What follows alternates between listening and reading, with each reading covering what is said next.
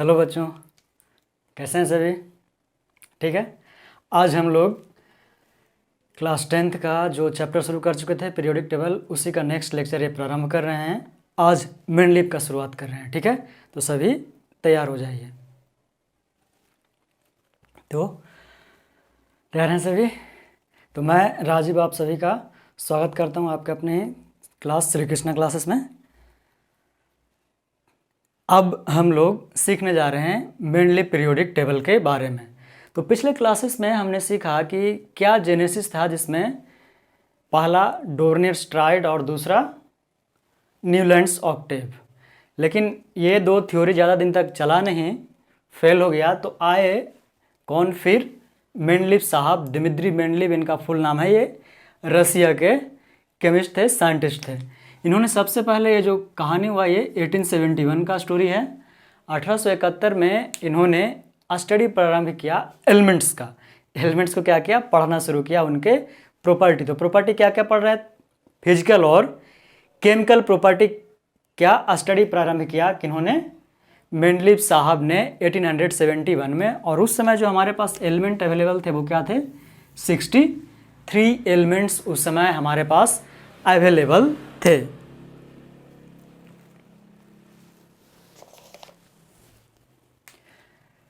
तो इन्होंने बेसिस बनाया स्टडी का। सबसे पहले तो शुरुआत किया स्टडी अपना लैब में।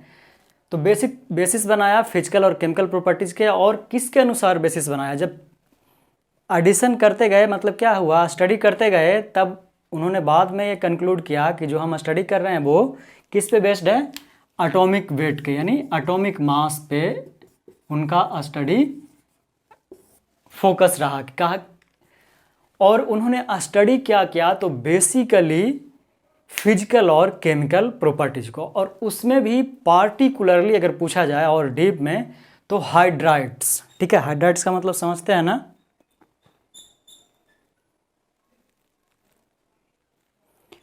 यानी हाइड्रोजन के साथ जो रिएक्शन करके बनाए वो हाइड्राइड्स, और उसके साथ ऑक्साइड्स। इन दोनों को बेसिस मान के, फिर से देखिए, सुन लीजिए, लिख भी लेते हैं।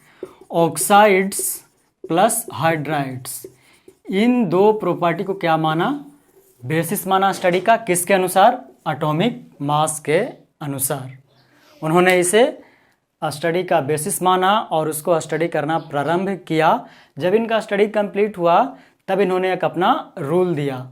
ठीक है, क्या कहा उन्होंने? कि जो फिजिकल, अब सुनिएगा, व्हाट स्टेट्स, यानी उनका स्टेटमेंट क्या है?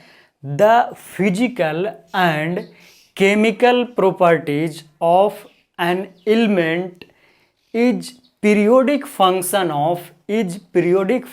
Of atomic mass. ठीक है, ये था उनका स्टेटमेंट। ये आपको बुक्स में मिल जाएगा, एनसीईआरटी में भी इजीली मिल जाएगा। तो ये था मेंडलीव का पीरियोडिक टेबल का क्लासिफिकेशन का बेसिस। और मात्र 63 एलिमेंट्स उस समय क्या थे? मौजूद थे, जब वो स्टडी अपना क्या करते हैं? प्रारंभ करते हैं पीरियोडिक टेबल का। क्लियर है इतना पॉइंट? इसमें कोई दिक्कत किसी को? तो एटॉमिक मास को क्या माने? बेसिस। अब इसी को हम स्टेटमेंट के रूप में इस तरह से लिखते हैं। अकॉर्डिंग टू मेंडलीव,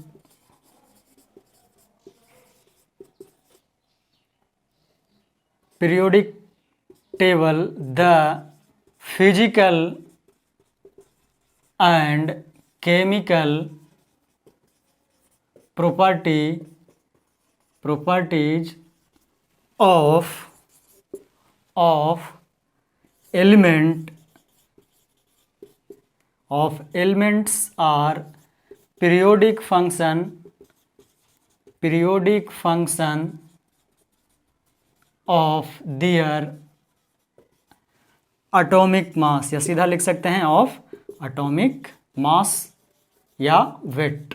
मास या वेट, क्योंकि आप लोगों को पता होगा कि फिजिक्स में मास और वेट में तो फर्क पड़ता है, लेकिन केमिस्ट्री में कोई फर्क नहीं है मास और वेट में।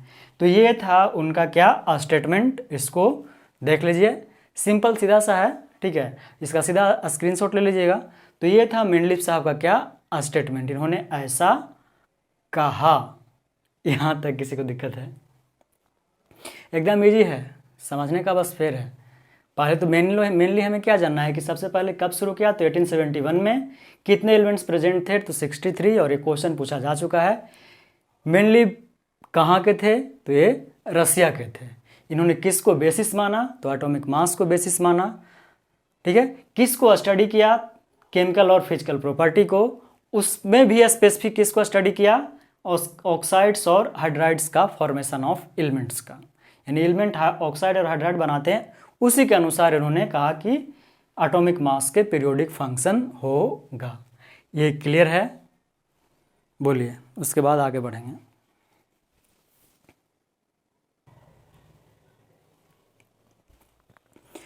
तो ठीक है, आपको समझ में आया इनका स्टेटमेंट, क्लियर है। तो एक और क्वेश्चन, जो सबसे पहले इनको बोला जाता है फादर ऑफ पीरियोडिक टेबल।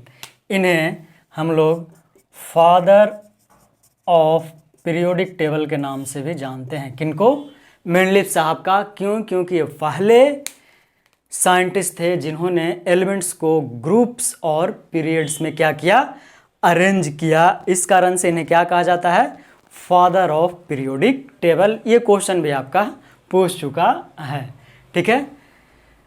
तो क्या, तो इन्होंने, अब क्वेश्चन बनता है कि इन्होंने कितने ग्रुप्स और कितने पीरियड्स बनाए, तो उसको अब एकदम सेपरेट स्टडी कर देते हैं आपको।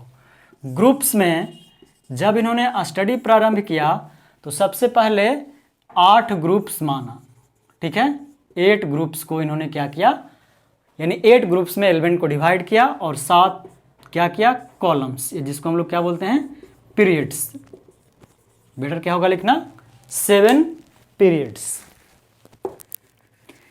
ये तब किया जब इन्होंने प्रारंभ किया पीरियोडिक टेबल बनाना। लेकिन जब इनर्ट गैस का पता चला, जिस समय स्टडी कर रहे थे वो इनर्ट गैस का कोई बात नहीं था, जब इनर्ट गैस का पता चला तो यही 8 से इन्होंने क्या कर दिया, इसको 9 ग्रुप्स में बांट दिया, और इस इनर्ट गैस के ग्रुप को क्या नाम पड़ा, जीरो ग्रुप। क्या कहे इसको, जीरो ग्रुप। तो ये जो ग्रुप था, सुनिएगा एकदम ध्यान से, ये जो ग्रुप था उसको 1 से 8 तक जो ग्रुप था उसको उन्होंने सब डिवाइड किया, सब डिवाइड यानी इसका फिर से डिवीजन किया, और ये किया 1A यानी ए और बी में, ठीक है। बेसिकली कहेंगे तो क्या 1A 1B 2A 2B, इस तरीके से क्या किया इन्होंने, सभी को 2-2 और ग्रुप में यानी सब डिवाइड में भी ब्रेक किया। तो ये था इनका ग्रुप्स का क्या फॉर्मेशन, कैसे इन्होंने ग्रुप्स को बनाया। इतना डीप में आपको 10th में नहीं जाना है, ठीक है, लेकिन ये जानना चाहिए। ये सभी 11th में पढ़िएगा फिर से, ठीक है। इतना हम उतना बता दे रहे हैं जो कि आपका बेसिस एकदम कंप्लीट होगा, 11th में कोई दिक्कत नहीं होगा, ठीक है। तो 8 ग्रुप्स के जगह कितने आ गए, 9 और 7 पीरियड्स रहे, ठीक है। कितने एलिमेंट्स रहे, हम बार इस पर क्यों ध्यान दे रहे हैं एलिमेंट्स पे, 63 पे, क्योंकि ये क्वेश्चन पूछा गया है। ये था ग्रुप्स के बारे में। पीरियड्स भी आपको बता दिए कितने रखे, 7 पीरियड्स। बहुत सारे बुक्स में आपको 8 पीरियड्स भी लिखा मिल जाएगा, ठीक है। जो एनसीईआरटी फॉलो कर रहे हैं वही बता रहे हैं। यहाँ तक कोई दिक्कत, किसी को कोई दिक्कत नहीं। तो अब सीधा आते हैं किस पे, मेरिट्स पे, क्योंकि ऑब्वियसली हमें आना वही चाहिए कि क्या क्या मेरिट्स था, आखिर हम पिछले दूसरे को क्यों रिमूव करके आगे बढ़े। तो आइए अब इनके मेरिट्स पे आते हैं। तो सबसे पहले तो हम ये बोल सकते हैं इनका मेरिट में पहला कि it was the comprehensive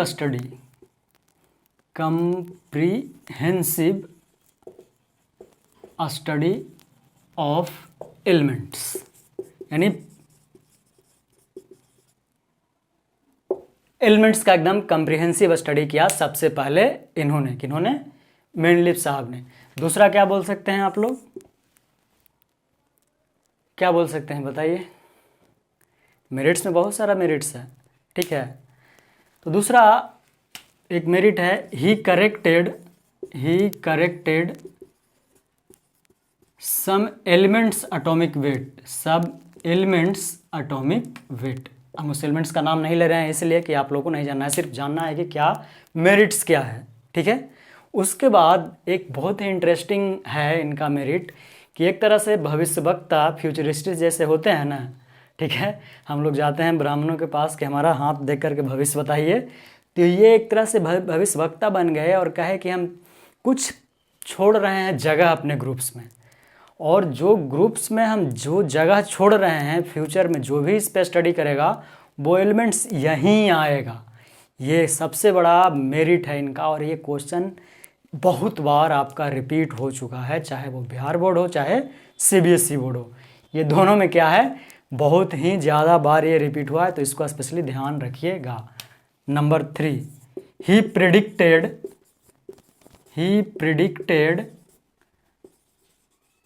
some elements that will be discovered in future, ठीक है। और इन्होंने अपने तरीके से एक नाम भी दिया, ऐसा नहीं कि सिर्फ बोल करके छोड़ दिया कि क्या होगा। इसको यही को बुक में लिखा मिल जाएगा कि he left some empty space in his periodic table and predicted some elements। तो बात वही है, हम समझाने का प्रयास कर रहे हैं कि उन्होंने कुछ पीरियोडिक टेबल में गैप छोड़ दिया। उस तरह से लिखे चाहे इस तरह से लिखे, क्या फ़र्क पड़ता है, क्या पड़ता है, क्या नहीं पड़ता। तो अब क्वेश्चन उठता है कि क्या क्या छोड़ा, तो आइए वो भी बताते हैं। पहले मिटा लें।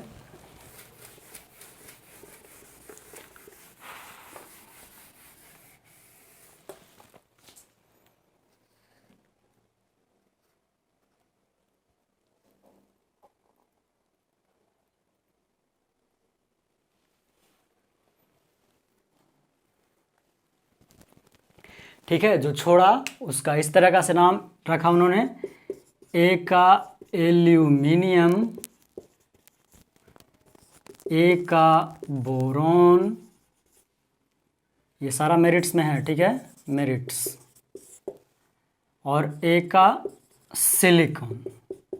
यानी कहा हम नाम दे रहे हैं और जिस जैसा नाम दे रहे हैं वैसा ही प्रॉपर्टी रहेगा। तो आज इनका हम लोग और जब पढ़िएगा मॉडर्न पीरियोडिक टेबल तो इनका भविष्यवाणी एकदम सच साबित हो जाए, तो ये एक बहुत बड़ा मेरिट था। तो ए का सिलिकॉन को आज हम लोग जर्मेनियम के नाम से जानते हैं, ए का बोरोन को स्कैंडियम के नाम से जानते हैं, और ए का एल्यूमिनियम को किस नाम जानते हैं, जरा बताइए, कोई पढ़े हैं तो, गैलियम, ठीक है, गैलियम। तो ये 3 स्पेस जो इन्होंने छोड़ा और कहा कि जो मैं कह रहा हूँ सही होगा, एकदम परफेक्ट हुआ। तो ये क्वेश्चन आपका सीबीएसई पूछ चुका है, तीनों। फिल इन द ब्लैंक्स में भी आया है, टिक द करेक्ट ऑप्शन में भी आया, नहीं चूज द करेक्ट ऑप्शन में भी आया है, 2 नंबर में भी एक बार आया है, ठीक है। तो अभी याद रहेगा, इसमें कोई दिक्कत बोलिए।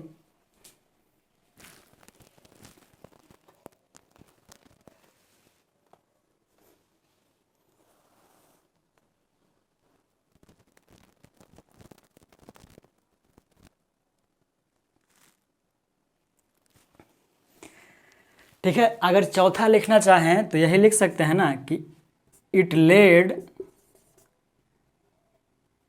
Discovery of some new elements. ऐसा क्यों कह सकते हैं, अरे हम भविष्य बता रहे हैं ना, ठीक है, मान लिया हम ही बता रहे हैं भविष्य कि ऐसा होने वाला है, तो मेरा बात सुन करके भविष्य मतलब जो भी होंगे वो उसको सुनेंगे ध्यान से और उस पर स्टडी करने का प्रारंभ करेंगे। यही इन्होंने भविष्यवाणी करके छोड़ दिया था, और लोगों ने जब आगे स्टडी किया तो हमें क्या मिला, न्यू एलिमेंट्स मिला, और ये 3 ही क्या है, न्यू एलिमेंट्स हैं। अब क्लियर है, ठीक है। तो आपको एक और इन्फॉर्मेशन दे रहे हैं, अरे गर्मी, ठीक है, कि जो हम बता रहे हैं, जो हम लेकर के चल रहे हैं रेफरेंस आप लोगों के लिए, एनसीईआरटी को सबसे पहले चूँकि ये लेकर के चलना है, उसके बाद हम पियर्सन को रेफरेंस लेकर चल रहे हैं आप लोगों के लिए। अगर विश्वास ना हो तो आपको बुक दिखा सकते हैं, अगर कभी कहिएगा तब। उसी पे चूँकि हम चाहते हैं कि आप एकदम सबसे आगे रहें और आगे रहेंगे। अगर पढ़ लिए, अच्छे से समझ लिए, तो आप गारंटी है मेरी, आप सबसे आगे रहेंगे अपने दोस्तों से। तो ये रहा मेरिट्स मेंडलिप का। अब आते हैं हमारे अंदर ही, देख लीजिए, कुछ मेरिट्स है तो कुछ डिमेरिट ऑब्वियसली होगा। तो इनके पीरियोडिक टेबल में क्या क्या डिमेरिट्स है, अब उस पर बात करते हैं हम लोग।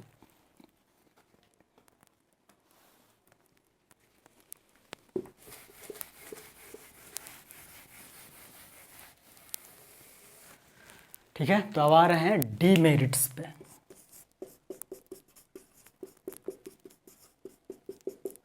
ऑब्वियसली किनका डिमेरिट, इनका। तो इन्होंने कहा क्या था कि हम एटॉमिक मास को क्या ले रहे हैं, एटॉमिक वेट को रेफरेंस ले रहे हैं। तो इन्होंने पहला था कि खुद ही अपने रूल को वायलेट कर दिया, यानी कुछ एलिमेंट्स को इस तरीके से क्या किया, अरेंज कर दिया अपने पीरियोडिक टेबल में कि जिनको बाद में सजेस्ट करना था उसको पहले कर दिया, यानी कि जिसका एटॉमिक नंबर क्या था, ज़्यादा था, वो बाद में होता, लेकिन उसको पहले कर दिया। तो पहला यही था इनका डिमेरिट। ठीक है, तो फर्स्ट क्या लिख सकते हैं इसको, ही प्लेस्ड, यानी ही वायोलेटेड हिज ऑन क्या, प्रिंसिपल, या इसको कुछ और भी लिख सकते हैं,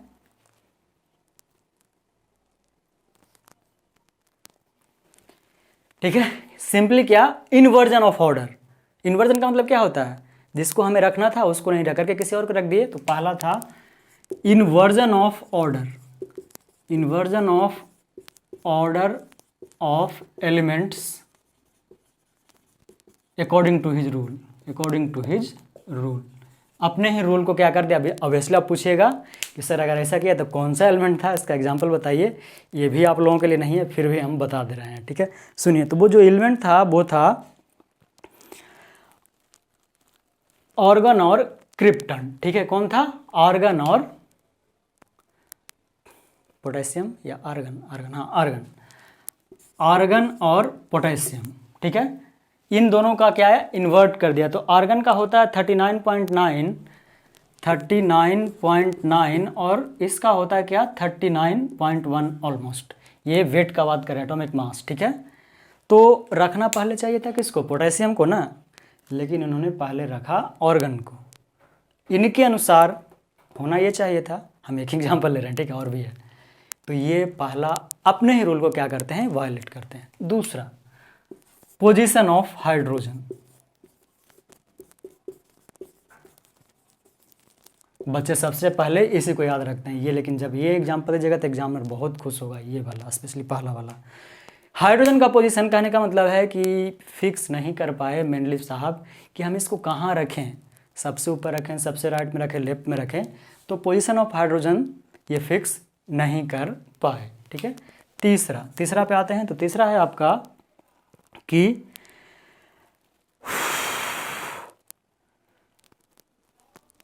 क्या बोल सकते हैं उसको, कि जैसे शुरू में आपके बताया था हमने कि इनके समय में नोबल गैस का क्या था, क्या बोलते हैं उसको, नहीं हुआ था इन्वेंशन।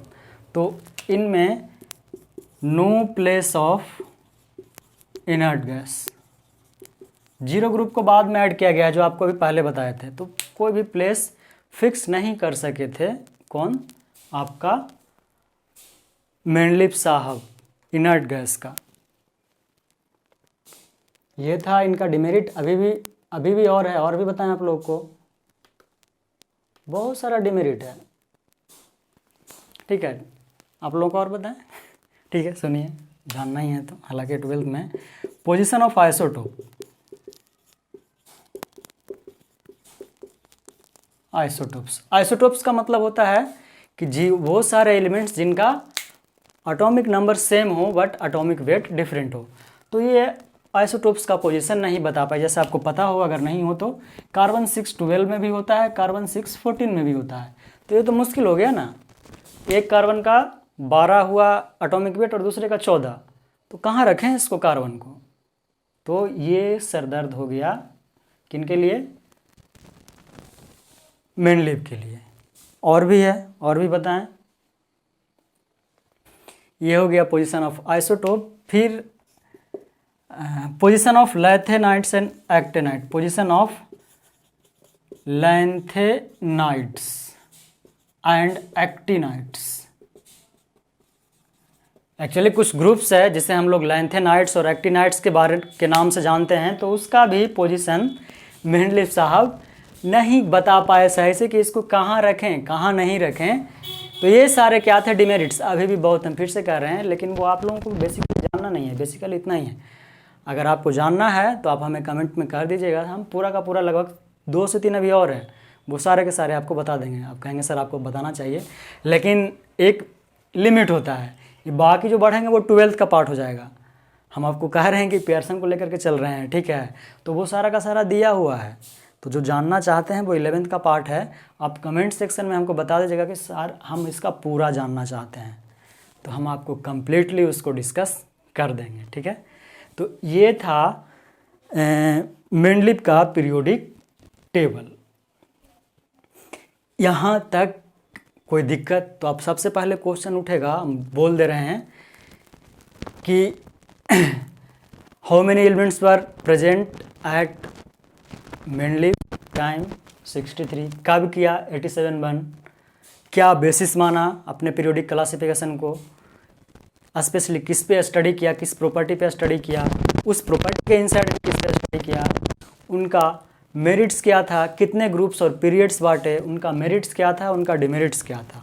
मेरिट डिमेरिट ये बहुत बार क्वेश्चन आपको रिपीट होता है, यानी कि या तो मेंडलीव पूछे आपसे मेरिट डिमेरिट, या तो Henry Mosle modern periodic table, जो कि आपका नेक्स्ट टॉपिक है। तो आज नहीं, पहले एक एकदम आराम से सीखिए ना, सिलेबस का आप चिंता मत कीजिएगा, ये भी छोटा छोटा सेशन है, फिर लॉन्ग सेशन शुरू होगा ना तो सिलेबस आपका आराम से खत्म। आप पहले चाह रहे हैं कि आप बेसिक समझ लीजिए। अगर पीरियोडिक टेबल आप समझ लिए, इसको याद करने का तरीका समझ लिए, तो फिर आपका जो जितने सारे चैप्टर्स हैं, चाहे वो केमिकल रिएक्शन हो, एसिड बेस सॉल्ट हो, वो सारे आसान हो जाएंगे, ठीक है। क्योंकि बहुत सारा उम्मीद भी हो गया आप लोगों के लिए, तो बहुत सारे आसान हो जाएंगे, ठीक है। तो अब ध्यान रखिएगा आप लोग। आप उम्मीद करते हैं आप लोगों को समझ में आया होगा। अगर समझ में ना आया हो तो आप ऑब्वियसली कमेंट सेक्शन में बताइएगा, ठीक है। तो मिलते हैं अगले लेक्चर में, जो कि अगला लेक्चर होगा मॉडर्न पीरियोडिक टेबल, ठीक है। मॉडर्न पीरियोडिक टेबल अगले में एकदम पूरी तरह से फिनिश कर देंगे हम, ठीक है। तो बाय बाय, टेक केयर, जय हिंद, जय भारत।